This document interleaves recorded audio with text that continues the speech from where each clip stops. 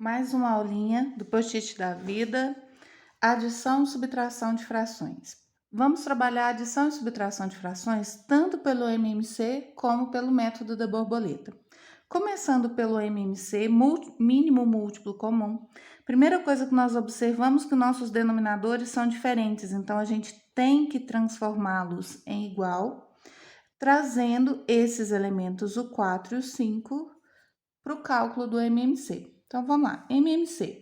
Lembrando que só posso trabalhar a divisão por números primos. Começo pelo 2. 4 dividido por 2 é possível, 5 não. Se 5 não é possível, eu simplesmente desço. 4 dividido por 2 é 2. 5 não divisível por 2, desci. 2 por 2 vai dar 1.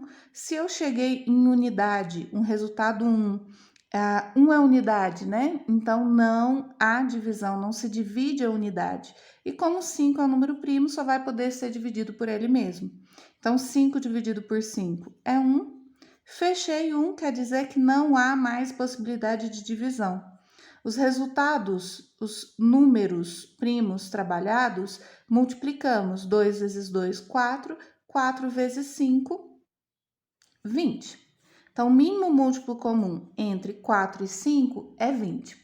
Agora, o que a gente faz? A gente leva esse 20 como nosso denominador. Vamos trazê-lo para a nossa fração como denominador.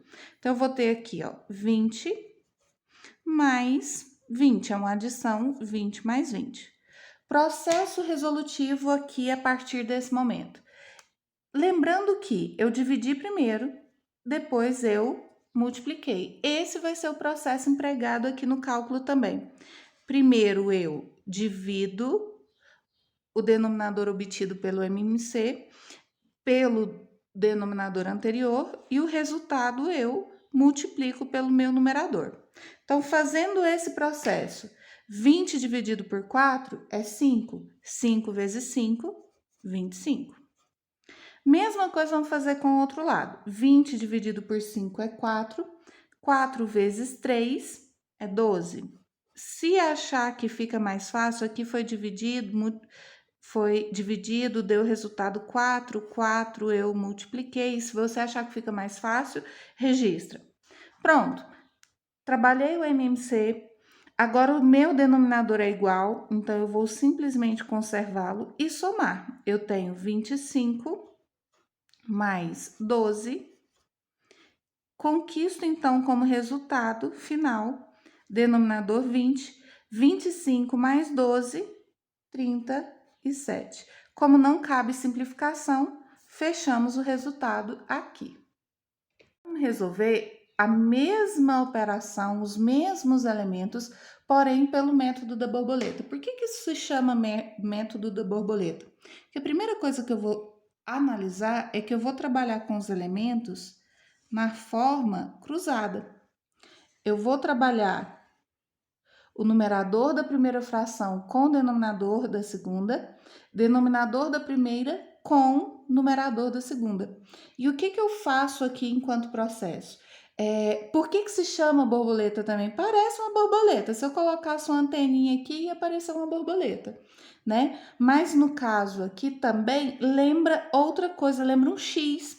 E X tem tudo a ver com multiplicação. E qual que é o processo? Montei minha borboleta, o que eu vou fazer? Os elementos marcados eu vou multiplicar. Então, eu vou multiplicar 5 vezes 5, 25.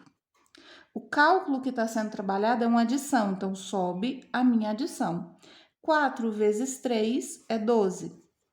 E aqui dentro eu vou multiplicar denominadores. 4 vezes 5, 20, direto. Trago aqui agora para minha apresentação, o 20 já foi definido na multiplicação dos dois denominadores,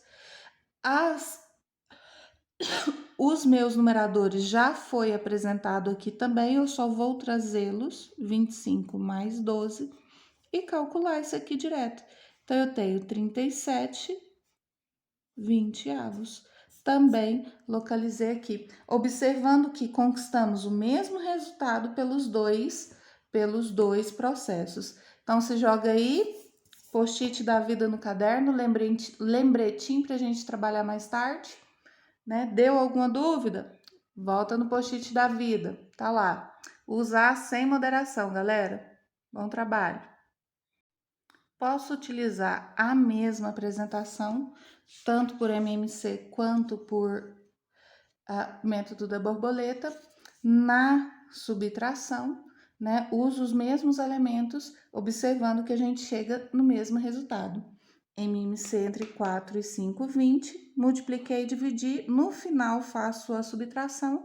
25 menos 12, 13. 13 vinteavos. Pela borboleta, mesmo processo. A única coisa que muda é que agora, ao invés de uma adição, eu tenho uma subtração, mas o resultado obtido será sempre o mesmo.